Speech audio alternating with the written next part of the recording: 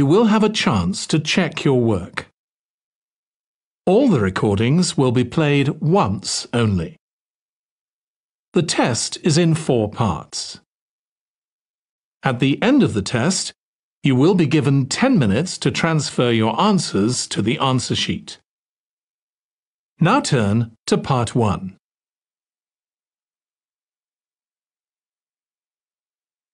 Part 1. You will hear a woman calling a tourist information office to ask about a festival.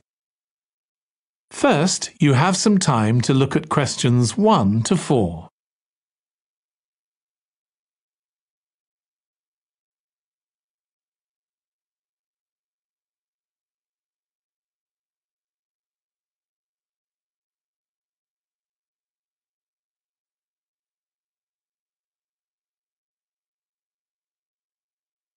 Now listen carefully and answer questions 1 to 4.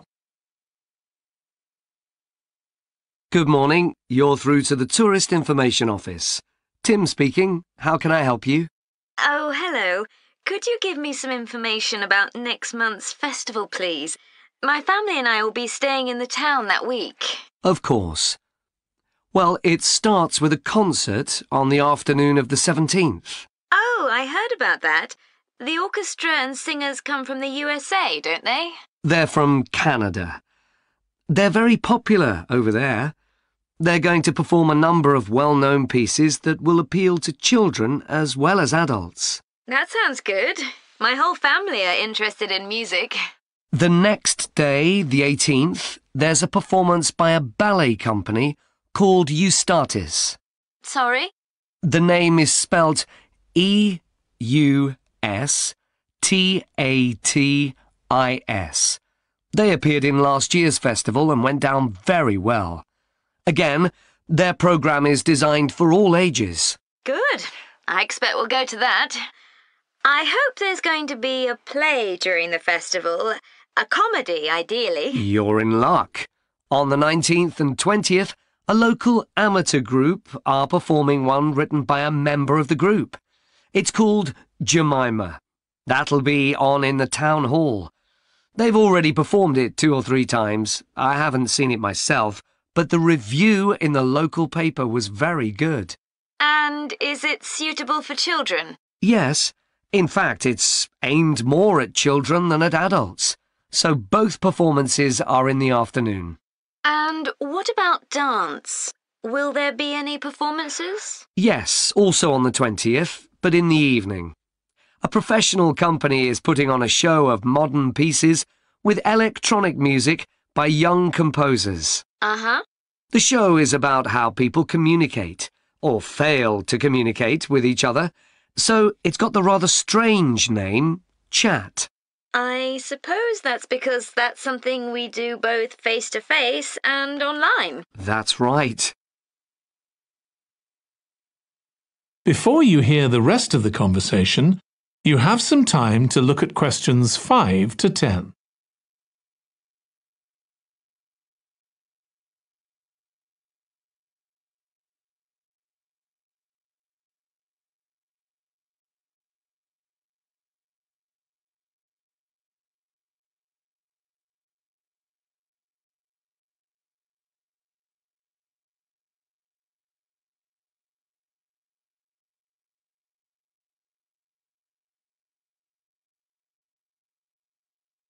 Now listen and answer questions 5 to 10. Now, there are also some workshops and other activities. They'll all take place at least once every day, so everyone who wants to take part will have a chance. Good. We're particularly interested in cookery. You don't happen to have a cookery workshop, do you? We certainly do. It's going to focus on how to make food part of a healthy lifestyle. And it'll show that even sweet things like cakes can contain much less sugar than they usually do. That might be worth going to. We're trying to encourage our children to cook. Another workshop is just for children, and that's on creating posters to reflect the history of the town. The aim is to make children aware of how both the town and people's lives have changed over the centuries. The results will be exhibited in the community centre. Then, the other workshop is in toy making, and that's for adults only. Oh, why's that? Because it involves carpentry. Participants will be making toys out of wood, so there'll be a lot of sharp chisels and other tools around.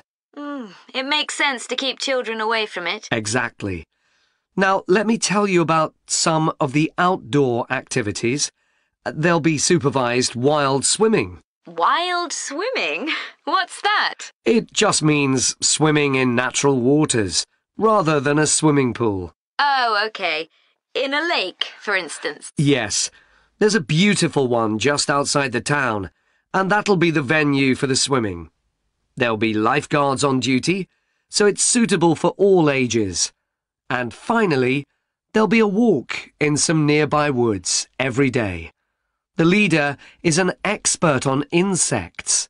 He'll show some that live in the woods and how important they are for the environment.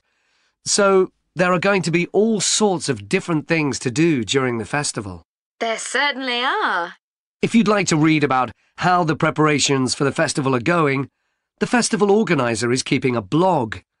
Just search online for the festival website, and you'll find it.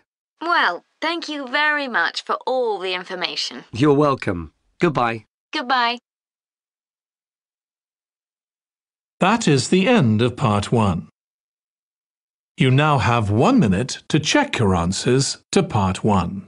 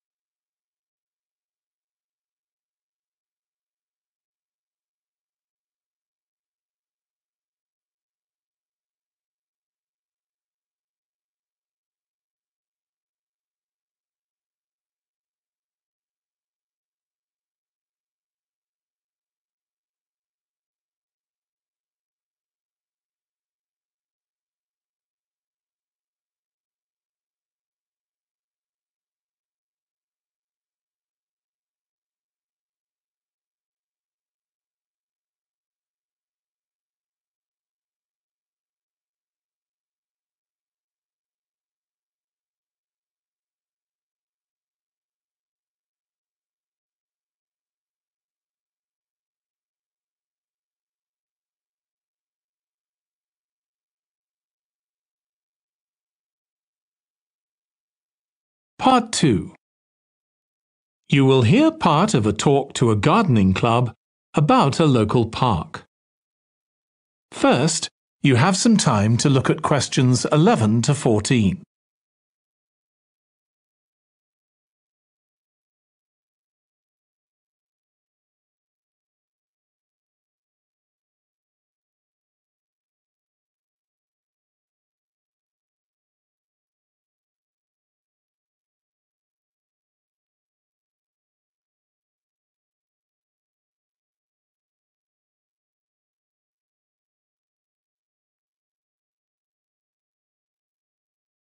Now listen carefully and answer questions 11 to 14.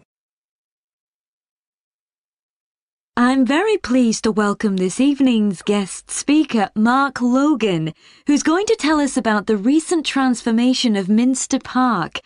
Over to you, Mark. Thank you. I'm sure you're all familiar with Minster Park. It's been a feature of the city for well over a century, and has been the responsibility of the City Council for most of that time. What perhaps isn't so well known is the origin of the park. Unlike many public parks that started in private ownership, as the garden of a large house, for instance, Minster was some wasteland, which people living nearby started planting with flowers in 1892. It was unclear who actually owned the land, and this wasn't settled until 20 years later, when the council took possession of it. You may have noticed the statue near one of the entrances. It's of Diane Gosforth, who played a key role in the history of the park. Once the council had become the legal owner, it planned to sell the land for housing. Many local people wanted it to remain a place that everyone could go to enjoy the fresh air and natural environment. Remember, the park is in a densely populated residential area. Diane Gosforth was one of those people, and she organised petitions and demonstrations, which eventually made the council change its mind about the future of the land. Soon after this, the First World War broke out in 1914, and most of the park was dug up and planted with vegetables, which were sold locally. At one stage, the army considered taking it over for troop exercises, and got as far as contacting the city council, then decided the park was too small to be of use. There were occasional public meetings during the war, in an area that had been retained as grass. After the war, the park was turned back more or less to how it had been before 1914, and continued almost unchanged until recently. Plans for transforming it were drawn up at various times, most recently in 2013, though they were revised in 2015 before any work had started. The changes finally got going in 2016 and were finished on schedule last year. Before you hear the rest of the talk, you have some time to look at questions 15 to 20.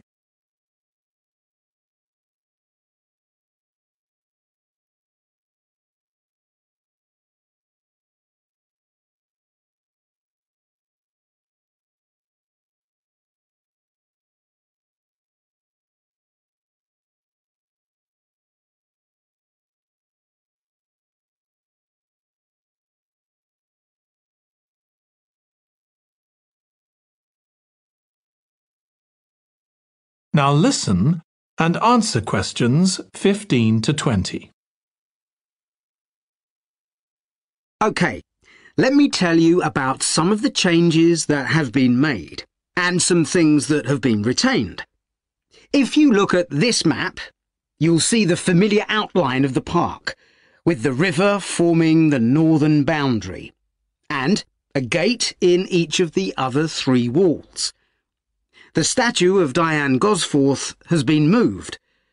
It used to be close to the south gate, but it's now immediately to the north of the lily pond, almost in the centre of the park, which makes it much more visible. There's a new area of wooden sculptures, which are on the riverbank, where the path from the east gate makes a sharp bend.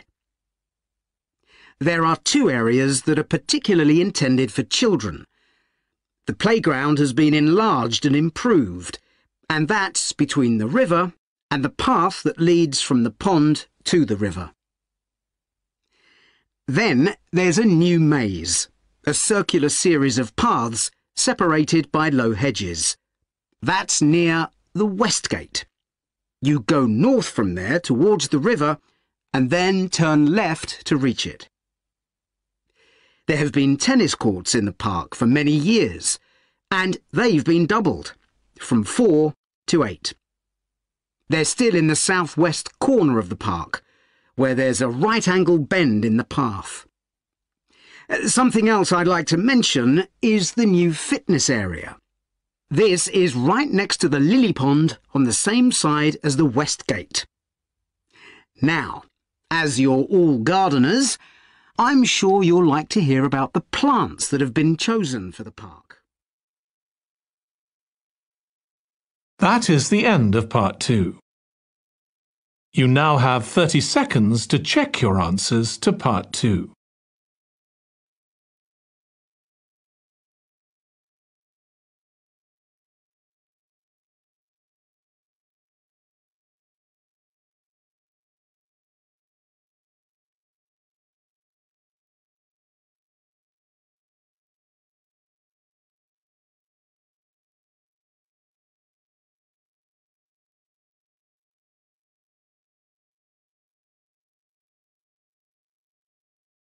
Part 3. You will hear two students of English called Kathy and Graham planning a display on 19th century British life and literature for a university event. First, you have some time to look at questions 21 to 24.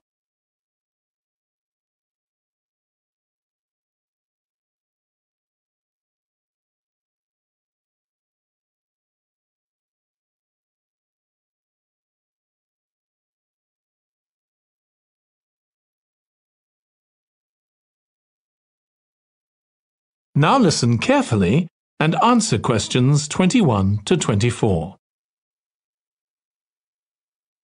OK, Graham, so let's check we both know what we're supposed to be doing.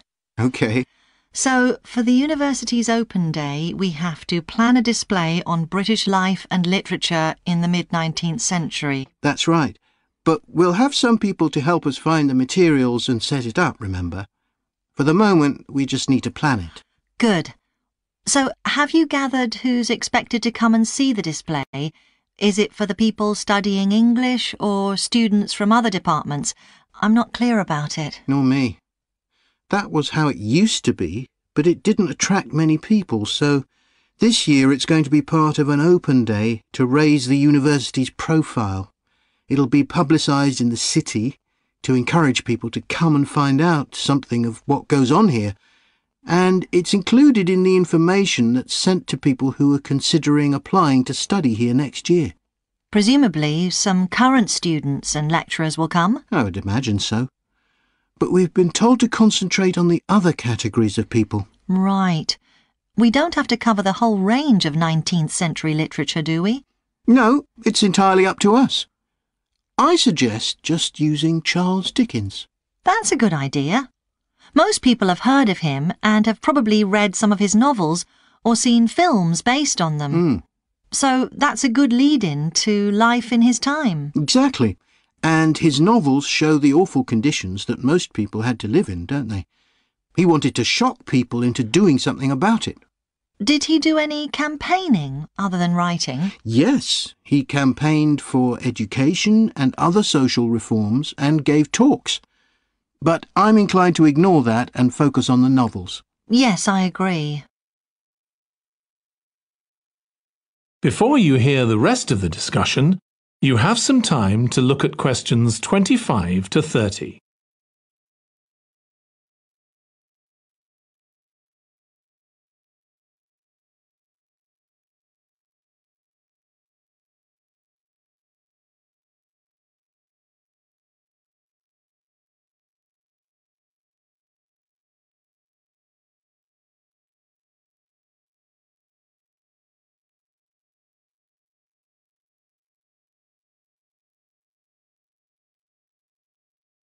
Now listen and answer questions 25 to 30.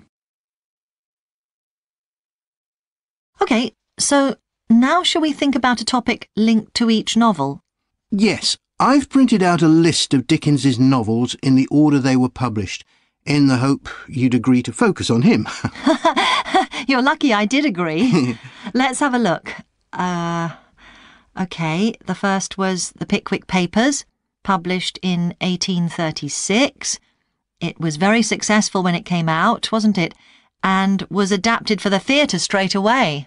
There's an interesting point, though, that there's a character who keeps falling asleep, and that medical condition was named after the book, Pickwickian syndrome. Oh, so why don't we use that as the topic and include some quotations from the novel? Right.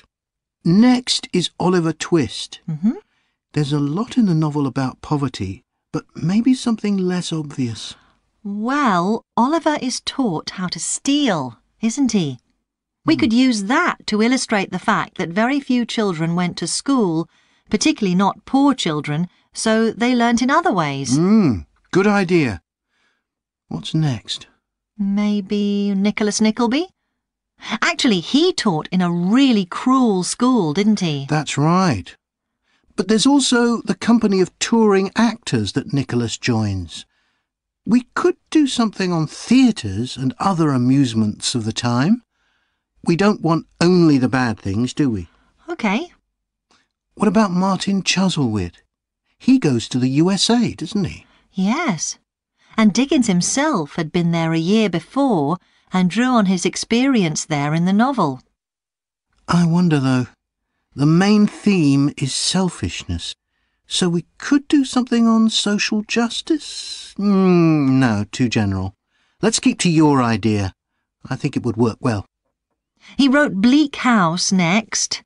That's my favourite of his novels. Yes, mine too. Oh, His satire of the legal system is pretty powerful. that's true. But think about Esther, the heroine. As a child, she lives with someone she doesn't know is her aunt, who treats her very badly. Then she's very happy living with her guardian, and he puts her in charge of the household. And at the end, she gets married, and her guardian gives her and her husband a house, where, of course, they're very happy. Yes, I like that. What shall we take next? Little Dorrit? Old Mr. Dorrit has been in a debtor's prison for years. So was Dickens's father, wasn't he? That's right. What about focusing on the part when Mr. Dorrit inherits a fortune and he starts pretending he's always been rich? Good idea. OK. So next we need to think about what materials we want to illustrate each issue. That's going to be quite hard. That is the end of part 3. You now have 30 seconds to check your answers to part 3.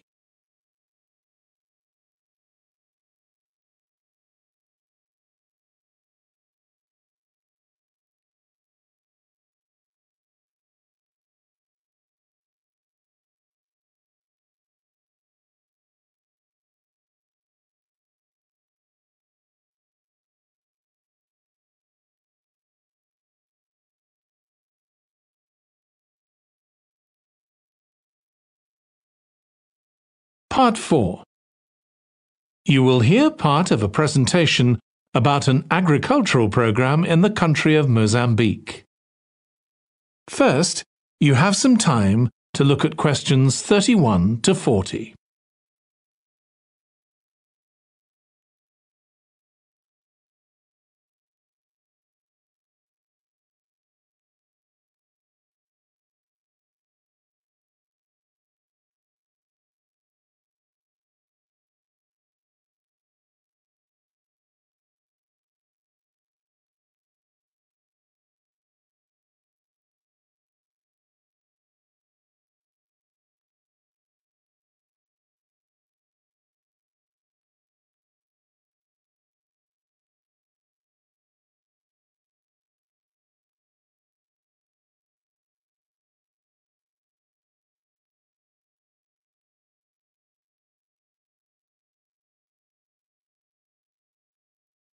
Now listen carefully and answer questions 31 to 40.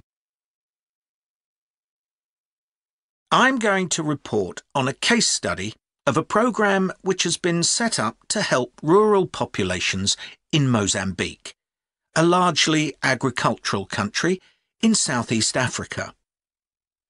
The programme worked with 3 communities in Chikwalakwala district near the Limpopo River. This is a dry and arid region with unpredictable rainfall.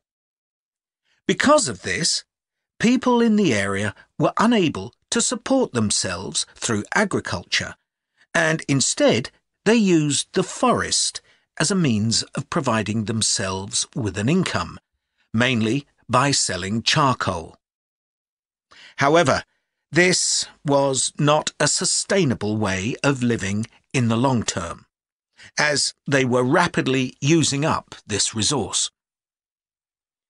To support agriculture in this dry region, the programme focused primarily on making use of existing water resources from the Limpopo River by setting up systems of irrigation, which would provide a dependable water supply for crops and animals. The programme worked closely with the district government in order to find the best way of implementing this. The region already had one farmers' association, and it was decided to set up 2 more of these.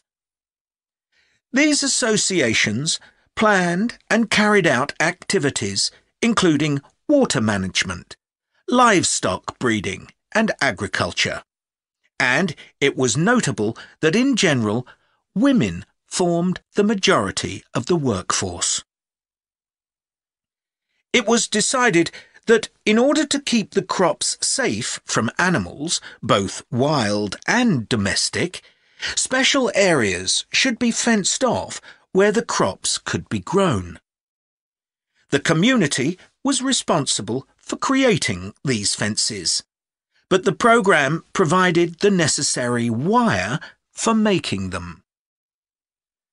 Once the area had been fenced off, it could be cultivated. The land was dug so that vegetables and cereals appropriate to the climate could be grown, and the programme provided the necessary seeds for this.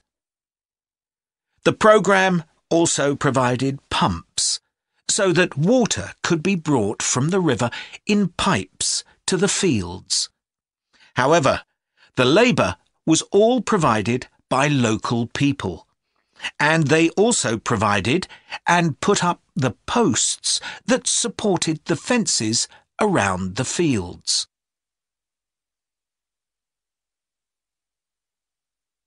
Once the programme had been set up, its development was monitored carefully. The farmers were able to grow enough produce not just for their own needs, but also to sell.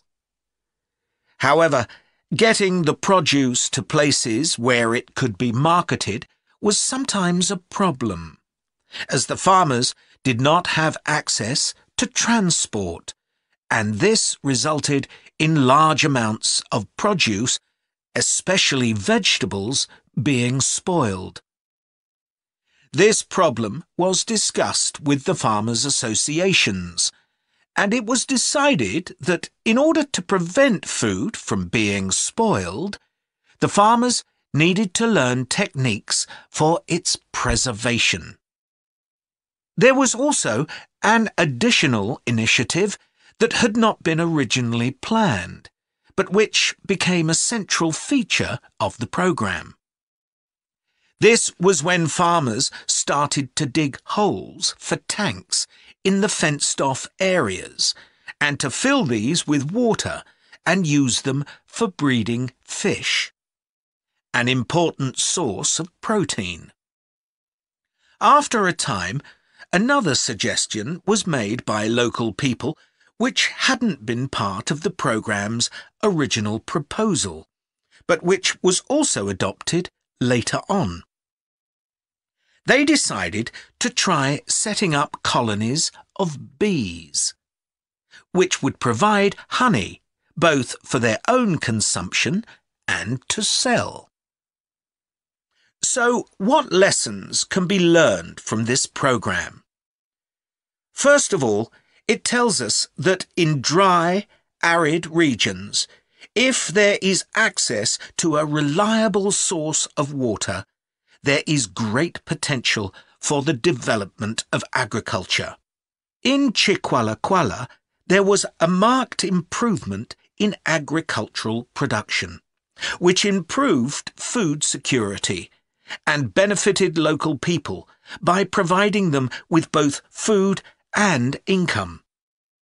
However, it's important to set realistic timelines for each phase of the programme, especially for its design, as mistakes made at this stage may be hard to correct later on.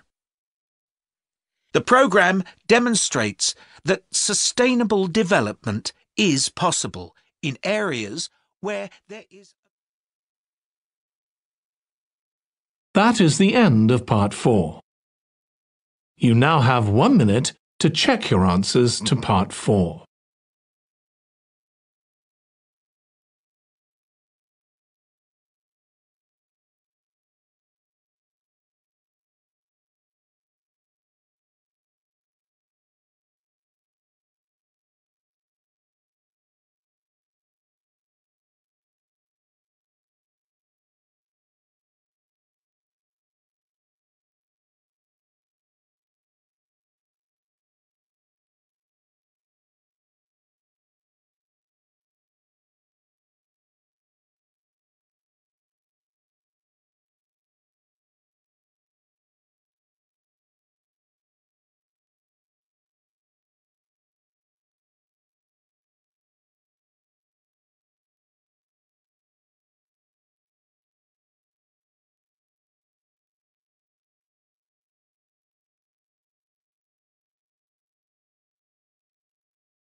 That is the end of the listening test. In the IELTS test, you would now have 10 minutes to transfer your answers to the answer sheet.